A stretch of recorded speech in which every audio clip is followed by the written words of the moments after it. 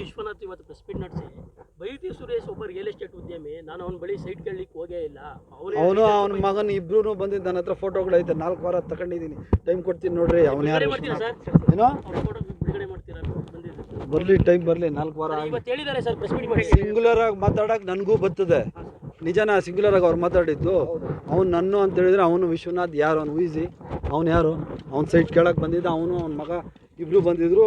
Time ಬಂದಾಗ ನಾನು ಮಾಡ್ತೀನಿ, ಅವನೊಬ್ಬನೆಲ್ಲ ಮಾತಾಡೋಕೆ ಬರೋದು. ವಯಸ್ಸಿಗೆ ಮರ್ಯಾದೆ ಕೊಟ್ಟು ಸುಮ್ಮನೆ ಇದ್ದೆ.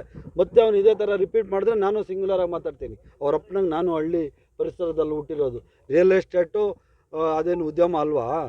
ಇವನ್ ಥರ ರೋಲ್ ಕಾಲ್ಗೆ ಇರೋಕ್ಕೆಲ್ಲ ನಾನು ಸಿಂಗ್ಯುಲರ್ ಆಗಿ ಮಾತಾಡೋಕೆ ನನಗೂ ಬರ್ತದೆ, ನಿಜನಾ? ಸಿಂಗ್ಯುಲರ್ ಆಗಿ ಅವ್ರು ಮಾತಾಡಿದ್ದು.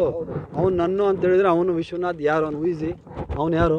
ಅವ್ನು ಸೈಟ್ ಕೇಳಕ್ಕೆ ಬಂದಿದ್ದ, ಅವನು ಅವನ ಮಗ ಇಬ್ಬರು ಬಂದಿದ್ದರು. ಟೈಮ್ ಬಂದಾಗ ನಾನು ಮಾಡ್ತೀನಿ, ಅವನೊಬ್ಬನೆಲ್ಲ ಮಾತಾಡೋಕೆ ಬರೋದು. ವಯಸ್ಸಿಗೆ ಮರ್ಯಾದೆ ಕೊಟ್ಟು ಸುಮ್ಮನೆ ಇದ್ದೆ. ಮತ್ತೆ ಅವ್ನು ಇದೇ ಥರ ರಿಪೀಟ್ ಮಾಡಿದ್ರೆ ನಾನು ಸಿಂಗ್ಯುಲರಾಗಿ ಮಾತಾಡ್ತೀನಿ. ಅವರಪ್ಪನಂಗೆ ನಾನು ಹಳ್ಳಿ ಪರಿಸರದಲ್ಲಿ ಹುಟ್ಟಿರೋದು.